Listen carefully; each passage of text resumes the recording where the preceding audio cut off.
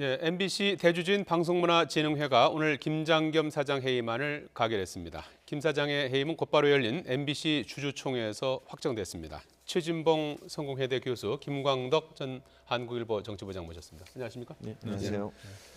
자, 오늘 그동안 두 차례 연기됐었던 방문진 이사회가 이제 소집이 돼서 네, 맞습니다. 이사회가 이제 열렸는데 네. 결과는 이제 해임안이 이제 가결이 됐고 주총까지 속전속결로 마무리가 됐어요. 맞습니다. 그러니까 해임안 같은 경우에는 이제 이사회에서 해임안이 가결이 됐는데요. 예. 원래는 야당 추천 이사 4명이 있는데 4명이 전부 다 참석을 안 하는 바람에 2번이 연기가 됐었습니다. 예. 그러니까 오늘은 김광동 이사가 야당 추천 이사 중에 한 명이 참석을 했었고요. 예. 그리고 나서 표결을 했는데 5대 1이었죠. 그러니까 예. 5명의 여당 추천 이사들이 전부 찬성을 했고 해임안에 예. 한 명 이제 김광동 이사 같은 경우는 기권을 했습니다. 그래서 제적의원 과반수 이상의 찬성으로 해임안이 통과가 됐고 예. 해임안이 통과가 된 이후에 우리가 이제 일반적으로 생각할 때는 주총은 사실 예. 그 주총을 열 수 있는 김장겸 지금 화면은 지난번에 이제 연기됐을 때 그랬죠. 이사회 모습이 나오고 있는데요. 예. 오늘 참석은 안 했고요. 안 했습니다. 그런데 이제 주총은 김장겸 사장이 소집을 해야 되기 소집을 해야 때문에 되는 좀 확정까지 늦춰질 것이다 이런 얘기가 그렇게 있었잖아요. 얘기가 있었는데 예. 법원의 판례를 보면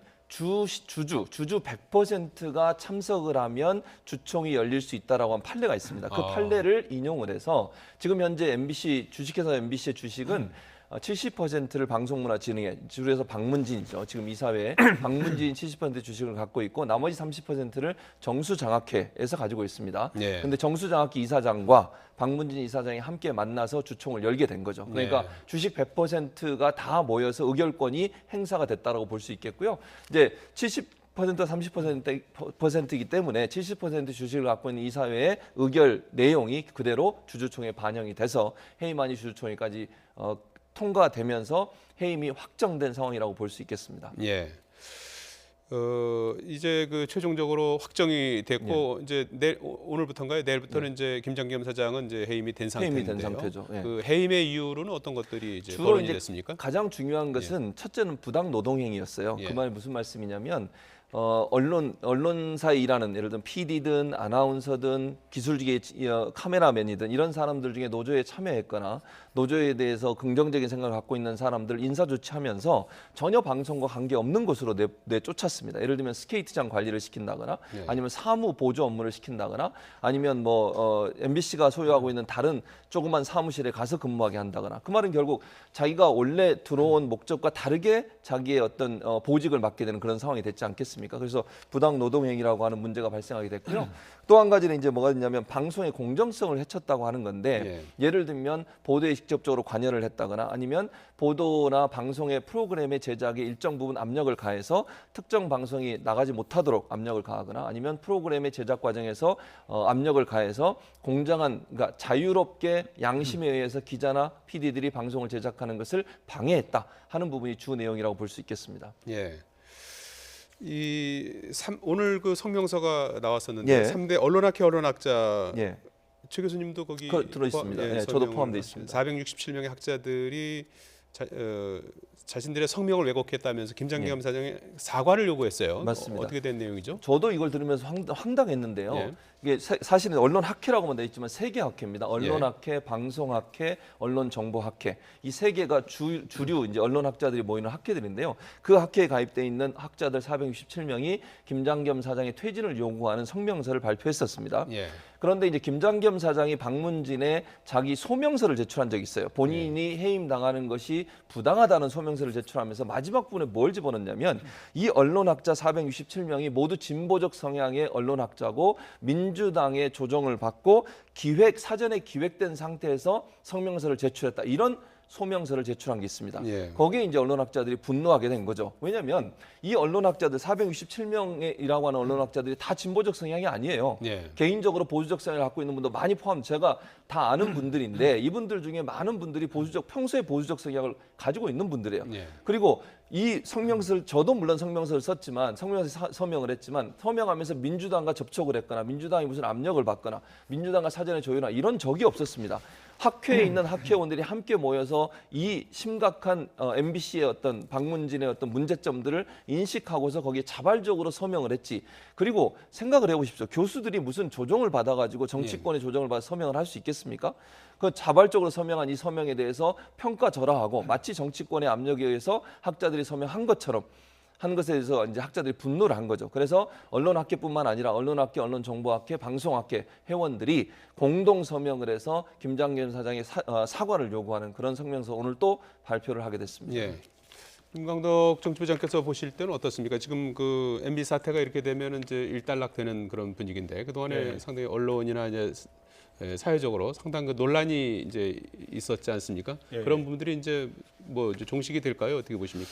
참 이러한 문제들로 인해서 언론의 어떤 정권의 그 언론 장악 의도라든가 그다음에 여러 가지 또 사내 이런 대립과 갈등으로 인해 가지고 이 조직원들 간의 이러한 것들이 이런 갈등이 계속된다는 건 참 우리 언론사의 사실 뭐 직원 입장이라든가 임직원 사이에 참 이런 일들이 있는 거는 장기화되는 건 굉장히 불행한 일이죠. 그래서 이런 것들이 어떻든 이번에 오늘 김장겸 사장 해임으로 인해서 지금 여당의 주장과 지금 노조의 말 맞다나 이게 이러한 새로운 정상화에 이러한 시작이 돼야 된다. 이런 측면에서는 바람직한 측면이 있는 것 같고요. 또한 이러한 식으로 그동안 이러한 그 부당 노동 행위로 고생했던 이런 노조원들이 정상적인 업무에 복귀한다는 측면에서 긍정성이 있고요. 근데 이런 아쉬움은 있습니다. 근데 이런 것들을 다시는 재발되지 않도록 하기 위해서는 그 과정도 더욱 순조롭고 자연스럽게 됐으면 하는 그런 바람이 있는데 가령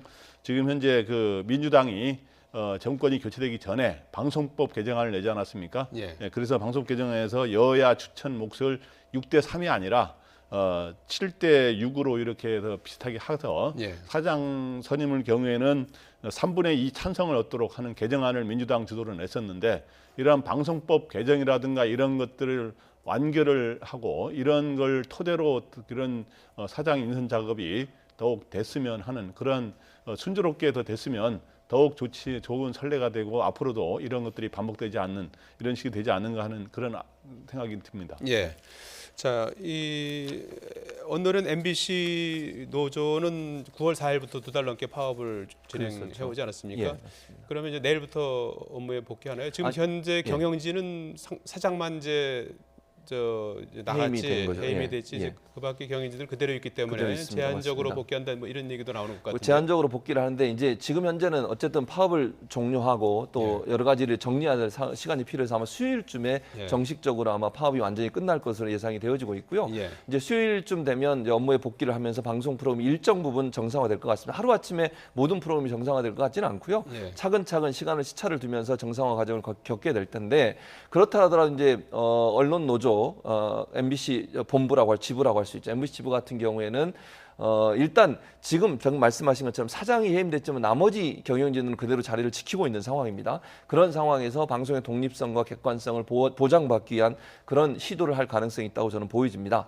물론 이제 사장이 해임됐기 때문에 제가 볼 때는 부사장이나 다른 본부장들이 이런 상황에서도 뭐 방송의 제작이나 아니면 뭐 프로그램 제작이나 아니면 뉴스에 관여할 가능성은 낮다고 저는 봅니다. 그렇다고 하면 현재 체제에서 자율적으로 방송이 운영될 수 있는 즉 프로그램을 만드는 PD나 기자들이 본인의 양심 또 국민과 시민의 눈만 보고 방송을 만드는 과정으로서 방송이 만들어질 거로 예상이 되고 있고요. 이제 아마 또 다른 논란은 사장을 선임하는 과정에서 그럼 어떻게 할 거냐는 부분이 논란이 될 가능성이 있는데 후임 사장. 후임 사장 문제죠. 그래서 지금 현재 있는 방송법으로 갈 거냐 아니면 지금 김 부장님이 말씀하신 방송법을 통과시켜서 그러면 사장을 선임할 거냐 하는 문제에 논란이 있을 가능성이 있습니다. 충분히. 근데 방송법을 통과시키려면 이게 문제는 금방 끝나지 않을 거거든요. 왜냐하면 여야가 방송법 논쟁이 시작이 되면 시간이 오래 걸리고 그렇게 되면 사장 공석 상태가 길어질 수 있어서 아마도 사장을 선임을 하고 그다음에 이제 방송법 개정안에 보면 이런 게 있습니다. 대체적으로 방송법 개정안에 지금 논의되고 있는 개정안의 대부분 내용을 보면 이사를 새로 뽑고 사장도 새로 뽑는 걸로 돼 있어요. 그러니까 임시적 사장이 일정 부분 좀 사장직을 수행하다가 방송법 개정과 함께 사장을 다시 선출하는 과정을 겪지 않을까 하는 것이 예상되는 시나리오라고 볼 수 있겠습니다. 알겠습니다. 자, 다른 주제를 좀 짚어봐야 될 것 같은데요. 예. 바른정당 유승민 의원이 당대표로 선출되지 않았습니까? 예, 예. 지난 그 5구 대선 이후에 후보로 나섰던 3명이 모두 이제 당대표가 된 그런 상황이 됐는데 이걸 어떻게 봐야 되는 겁니까? 참 흥미있는 현상인데요. 예. 대선이 끝난 지 지금 현재 딱 6개월이 되지 않았습니까? 예. 6개월이 된 상황에 대선에서 승리한 문재인 후보는 여권의 당 대표는 아닙니다만 여권의 사실상의 그 총재격인 대통령이 됐고, 예. 그 다음에 이제 2, 3, 4위로 낙선한 홍준표, 안철수, 유승민 후보가 다 제2당과 3당과 4당의 일종의 당 대표가 되는, 당의 간판이 되는 이런 상황인데, 이 세 사람이 당이 간판이 된 거는 상당히 이제 의미가 있는 건데, 근데 이제 이런 생각이 듭니다. 과거에 보면 대선에 패배하면 상당히 그 자숙 기간을 예를 들어서 김대중 전 대통령 같은 경우는 92년 대선에서 패배하고 97년 대선에서 승리하기 전에 2년 이상의 어떤 자숙 기간을 거쳐서 다시 정계에 입문하는 걸 거쳤는데, 예. 이번은 뭐 홍준표, 안철수 후보 같은 경우는 불과 몇 개월 만에 당 대표가 됐고, 이번에 유승민 후보가 6개월 만에 됐는데, 이렇게 정치에 빨리 뛰어드는 거는 본인들의 어느 위기 의식도 작용한 게 아닌가. 왜냐하면 당을 오히려 완전하게 장악하고 있지 못하기 때문에 이 당의 현장과 이 당의 지도부에서 멀리 떨어져 있으면 혹시 내가 이제 완전히 정치권에서 그립을 소위 손을 놓게 되는 일이 상황이 올 수 있다는 위기감의 발로인 측면도 있다. 그래서 앞으로 어떻게 이 사람들이 차기 대선에 다시 도전의 목표를 갖고 있는데 어떻게 될지는 좀 지켜봐야 될 것 같습니다. 예, 바른정당 새 사령탑에 오른 유승민 대표 중도 보수 통합 논의를 하겠다 이렇게 밝혔는데요. 어떤 내용이고 실현 가능성이 있는 겁니까? 뭐 일단 중도 보수 통합을 위해 3당 논의를 시작해 보겠다고 얘기를 했습니다. 예. 그런데 실현 가능성은 저는 낮다고 봅니다. 왜냐하면 지금 세 당이 각각 다른 생각을 갖고 있는 상황이, 특히 국민의당 같은 경우에는 이게 통합이나 아니면 당대당 통합 같은 게 상당히 어려운 상황 아니겠습니까? 또 호남 중진들 같은 경우는 바른정당과의 이런 논의에 대해서 부정적인 생각을 갖고 있는 상황이기 때문에 당대당 통합이 이루어지기는 어려울 것 같고요. 그렇게 되면 결국 별도 창구를 만들어서 자기들이 주도하는 어떤 통합에 어떤 중도 세력을 모을 수 있는 그런 제3지대를 만드는 방안도 고려해 보겠다고 얘기를 했고요. 또 한 가지는 이제 선거 제도를 좀 개편해 보자. 지금 현재 이제 아시는 것처럼 이제 바른정당이 9명이 나가게 되면서 결국 원내 교섭단 지위를 상실했지 않습니까? 그렇다고 하면 정의당이 주장하고 있는 그런 선거구제, 예를 들면 비례대표를 더 많이 뽑는다거나 이런 이제 비례대표 선출의 방식에 대한 변화를 꾀해서 바른정당이 전체 지지도를 통해서 더 많은 의석을 차지할 수 있는 방안으로 가려는 시도를 할 가능성이 있다고 보여지고요. 중도 보수층 통합은 일단 약속을 했기 때문에 진행을 해야 됩니다. 유승민 의원이 그렇게 얘기했지 않습니까? 추가 탈당을 막기 위해서 한 달 안에 성과를 어느 정도 보여주겠다고 약속을 하고서 사실은 추가 탈당을 막고 전대를 치렀기 때문에 그 약속을 지키기 위해서라도 한 달 동안은 중도 통합이라고 하는 부분을 가지고 노력을 할 것으로 보여집니다. 다만 미래가 그렇게 밝지만은 않은 것이 현실이라고 볼 수 있겠습니다. 김광덕 부장님은 어떻게 보십니까? 중도 보수 통합. 오늘 일단 이 유승민 후보가 당대표가 된 건 아깝지만 대선 주자들이 당 간판이 됐다는 의미도 있지만, 두 번째로 중요한 의미는 뭐냐 하면 유승민 후보가 바른정당의 대표가 됨으로써 소위 한국당과의 보수 통합이 미완이 됐다는 걸 선언한 겁니다. 사실상 이제 더 이상 안 될 것이다.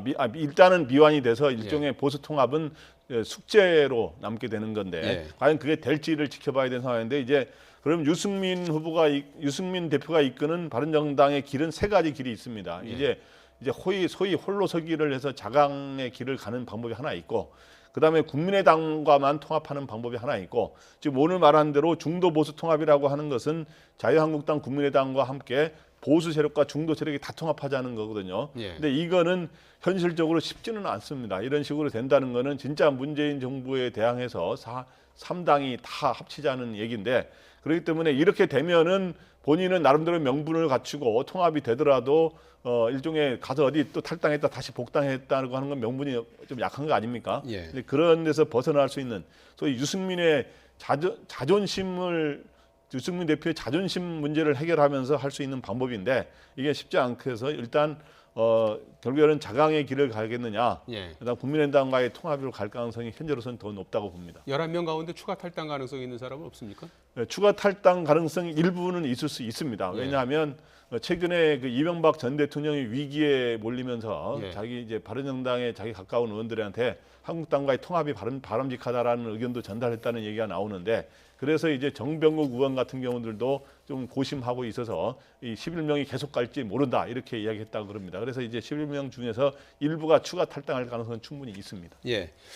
자유한국당 얘기를 좀 해보죠. 오늘 오후에 의원총회를 열었는데 의외로 싱겁게 끝난 것 같아요. 처음에 그러니까요. 친박계 의원들이 15명이 소집을 요구했다고 했는데 맞습니다. 뭐 별다른 얘기는 없었던 것 그러니까 같아요. 별로 예. 아마 이제 분위기 자체가 예. 그 큰 목소리를 내기에 좀 어려움이 있었던 것 같아요. 왜냐하면 예. 친박 청산이라고 하는 것이 안 되면 지방선거도 그렇고 앞으로 자유한국당이 보수의 새로운 지지를 얻기가 상당히 어려운 상황 아니겠습니까? 예. 그런 부분이 일정 부분 반영됐다라고 저는 봅니다. 그러니까 15명 의원총회를 요구해서 모이긴 했지만 실제 거기서 큰 뭐 분란이 있거나 또는 뭐 친박 청산에서 반발이 심했거나 이런 내용이 전해지는 게 아니고 지금 전해지는 내용을 보면 그냥 싱겁게 끝났고 뭐 불만을 얘기하긴 했지만 그 안에서 뭐 논란이 되거나 크게 충돌되는 부분은 없다고 하는 걸 보면 대체적으로 친박의 색깔도 점점점 옅어지고 있지 않나 하는 생각을 합니다. 예. 뭐 예를 들면 이런 거잖아요. 친박들이 정말 강성으로서 예전에 보이던 모습을 보이지 않고 이제는 친박의 색채를 지우면서 새로운 어떤 진로랄까요? 이런 부분을 모색하는 과정으로 돌아섰다. 왜냐하면 지금 현재 친박으로 이름을 붙이고 사는 것이 또는 그렇게 정치 생활을 하는 것이 본인한테 도움이 되지 않는다고 하는 예. 판단이 섰을 가능성이 있어서 예. 아마도 그런 차원에서 별 충돌 없이 그렇게 끝난 것으로 오늘 보여집니다. 의총에 서청원 최경환 의원이 불참했다고 하죠. 예, 그렇죠. 이 제명 문제는 이제 그것도 이제 물 건너가는 건가요?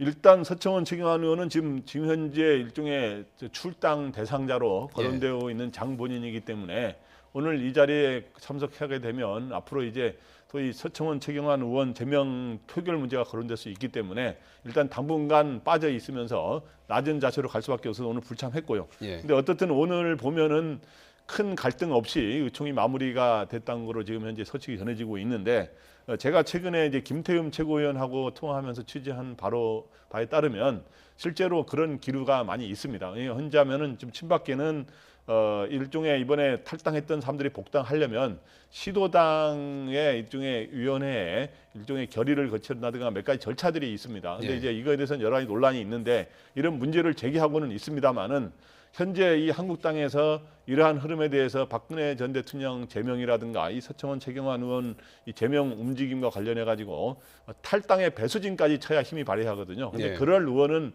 김태흠 최고위원에 따르면 없는 것 같다. 왜 예. 나 혼자 왜 이렇게 주장을 해야 되느냐? 다른 사람들은 제 주장을 안 한다. 그런 좀 섭섭함도 표시하는 거 보면 소위 홍준표 대표 말 맞다나 친박이 거의 잔박의 수준에 가까운 식으로 점점 쇠퇴해가고 있는 게 아닌가 하는 그런 느낌을 주고 있습니다. 끝으로 이거 한 가지만 좀 여쭤보죠. 저희 YTN이 있는 상암동에 가까이 있는 박정희 대통령 기념도서관이 있는데 예. 거기서 오늘 충돌이 있었어요. 찬성 반대 쪽인데 예. 거기 기념 도서관이에요. 예, 기념 도서관입니다. 예, 박정희 전 대통령 동상 원래 제막식까지 하려고 했는데 이제 여의치 않아서 서울시 협의가 잘 안 돼서 이제 그렇죠. 기증식만 했는데 했죠. 찬성 반대 단체 집회가 있었고 예, 맞습니다. 충돌까지 했는데 어떻게 봐야 되는 겁니까? 이 이게 문제는? 문제는 뭐냐면 이게 서울시에서 가지고 있는 땅이에요. 예. 이걸 영구 임대를 한 겁니다. 그러니까 박정희 기념 도서관이라고 하는 것이 서울시가 갖고 있는 곳에 도서관을 짓고 그 도서관의 이름을 박정희 기념 도서관으로 붙인 거예요. 예. 그 말은 결국 누구나 그 도서관에 와서 자유롭게 서울 시민이라면 활용하고 이용할 수 있도록 하는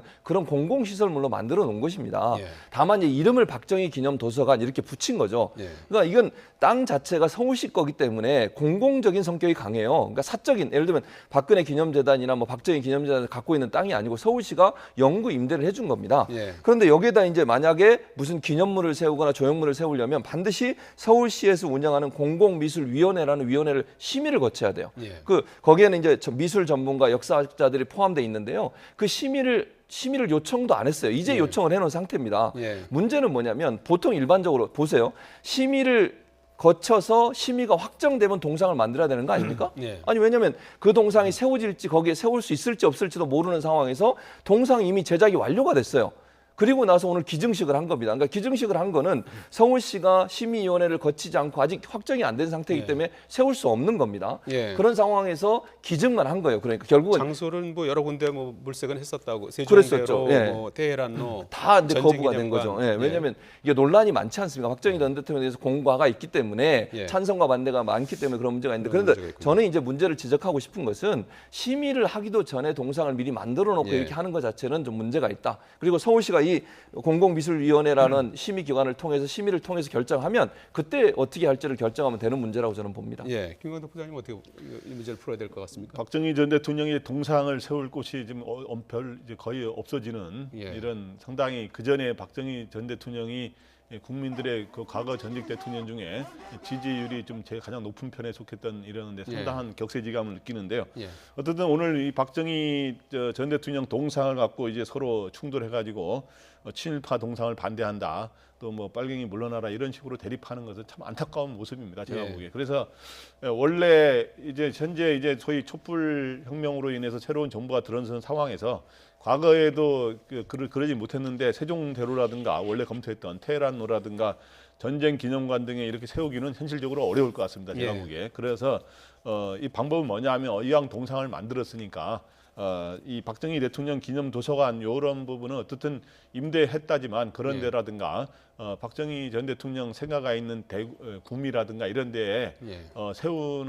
세워서 하는 방안을 현실적으로 검토하는 게 바람직할 것 같고요. 근데 한 외국의 사례를 들면은 이 멕시코라든가 유럽의 여러 나라들은 이런 과거에 보면은 왕들이라든가 과거에 소위 이 집권자들 중에 굉장히 좋게 평가받는 사람들, 그렇지 않은 평가받는 진보와 보수의 여러 엇갈리는 평가가 받는 사람들이 다 있는데 예. 나름대로 양쪽 세력들을 다 역사적 유물들을 인정하면서 평가는 서로 다르게 하더라도 예, 예. 그런 정도의 똘레랑스를 갖고 있기 때문에 예. 세상에 기념관이라든가 이런 데 세우는 거는 또 허용해야 되는 거 아니냐 하는 생각도 듭니다. 예, 서울시 심의 절차가 남아있긴 이제 한 그런 상황인 것 같습니다. 최진봉 성공회대 교수, 김광덕 전 한국일보 정치부장이었습니다. 두 분 고맙습니다. 네, 감사합니다.